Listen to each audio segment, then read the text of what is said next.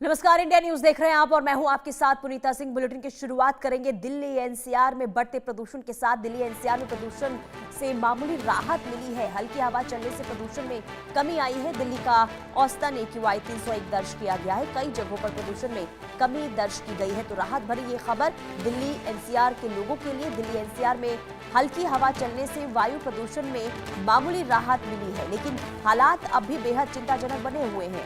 आज सुबह भी राजधानी दिल्ली की अगर हम बात करते तो यहाँ पर आसमान में धुंध छाई हुई नजर आई। केंद्रीय प्रदूषण नियंत्रण बोर्ड के आंकड़ों के अनुसार ज्यादातर इलाकों में AQI खराब से बेहद खराब श्रेणी के बीच बना हुआ है।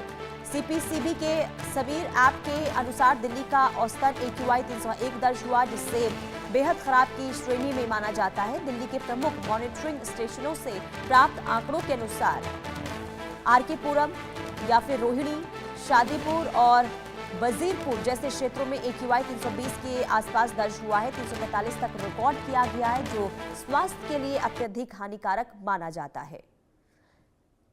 और हमारे तमाम संवाददाता ग्राउंड जीरो पर बने हुए हैं। भावना सिसोदिया दिल्ली से लाइव जुड़ी हुई हैं। अनिल चौधरी गाजियाबाद से, अली खान नोएडा से हमारे साथ लाइव बने हुए हैं। सबसे पहले भावना, मैं आपके पास ही आऊंगी। देखिए, राहत भरी खबर ये है कि हालांकि देखिए स्थिति चिंताजनक है, लेकिन हवा चलने के बाद AQI के स्तर में थोड़ी कमी जरूर देखने को मिली है। ऐसे में तस्वीर भी दिखाइए, बताइए क्या अपडेट है दिल्ली के लिए आज।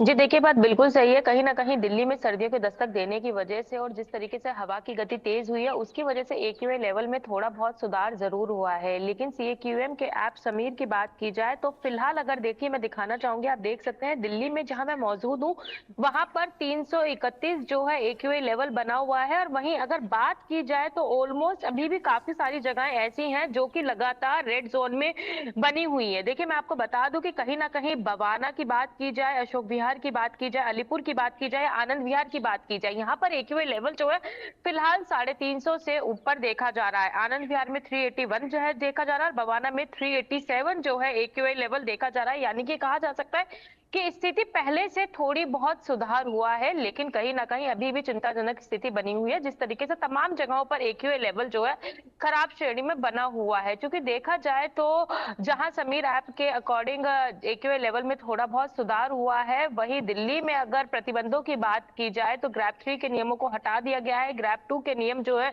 दिल्ली में लागू है। और आबो हवा में जिस तरीके से हवा की गति तेज होने के कारण AQI लेवल में थोड़ी बहुत गिरावट दर्ज की गई है। उम्मीद लगाई जा रही है जब हवा की गति, चूंकि बताया जा रहा है 15 दिसंबर के बाद दिल्ली वालों को शीतलहर का सामना करना पड़ेगा, तो उसके बाद शायद जो दिल्ली में ठहरा हुआ पॉल्यूशन है उसमें राहत जरूर देखने को मिली। लेकिन ये कहा जा सकता है कि अगर अभी दिल्ली की स्थिति की बात की जाए तो दिल्ली की स्थिति अभी भी चिंताजनक बनी हुई है, क्योंकि तमाम एरियाओं पर AQI लेवल जो है वो 350 से 400 के बीच देखा जा रहा है, जो कि खराब श्रेणी में दर्ज किया जा रहा है।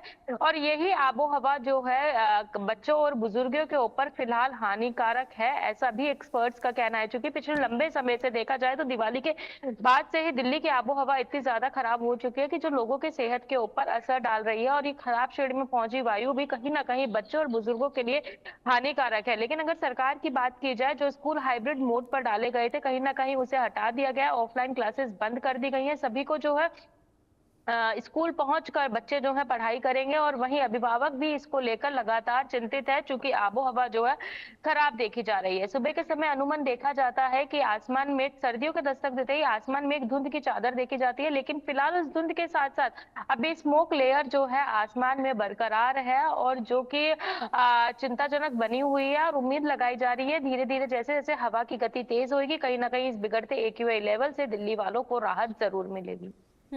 यानी कि AQI के आंकड़ों में कमी आई है, लेकिन अभी भी AQI खराब श्रेणी में बना हुआ है। ठीक है, भावना बनी रहिए। अब अनिल, गाजियाबाद में क्या हालात बने हुए हैं?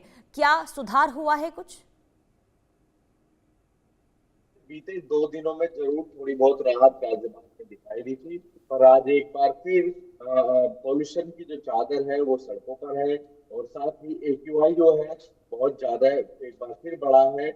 तकरीबन जो है कई इलाके ऐसे हैं जो 400 से पार पहुंचे हुए हैं। जैसे कि दिल्ली से सटा हुआ इलाका लोनी का की बात की जाए तो 415 एयर क्वालिटी इंडेक्स फिलहाल का दर्ज किया गया है।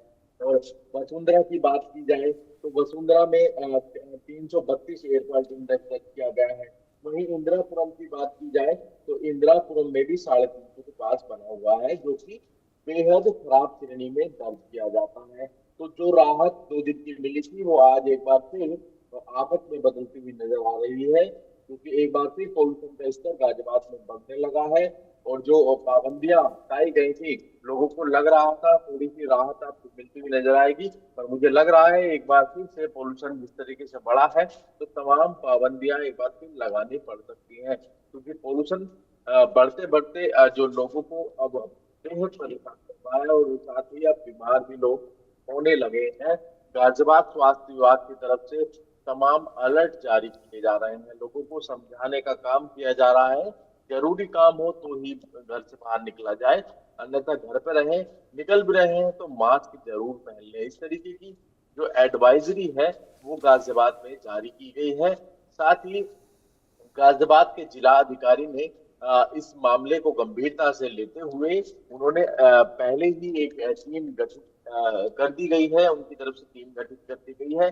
वो टीम सिर्फ और सिर्फ ऐसी जगहों को चिन्हित कर रही है जहां पर पॉल्यूशन फैलाने का काम चल रहा है, जैसे कि जो कंस्ट्रक्शन की साइट्स हैं।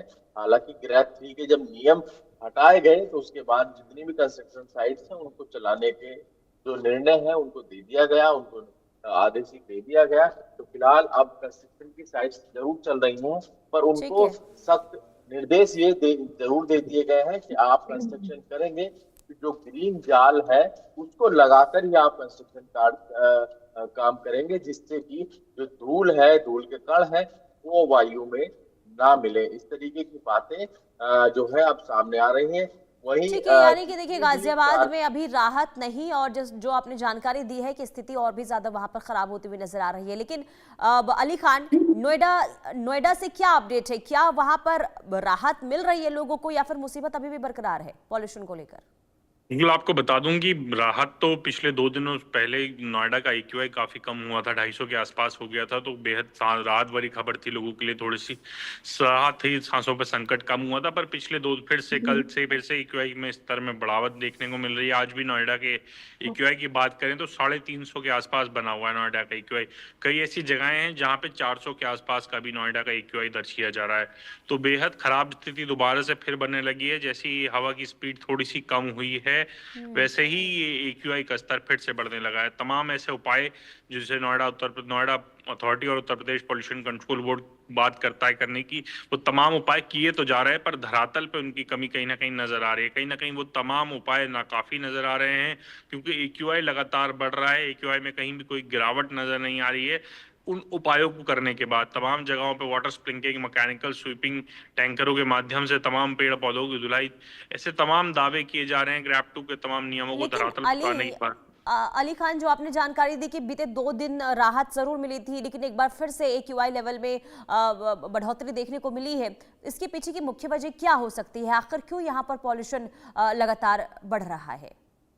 बिल्कुल, इसमें एक सबसे मेजर जो वजह है वो ट्रैफिक है, वाहनों का ट्रैफिक है, वो मेजर कंट्रीब्यूटर है।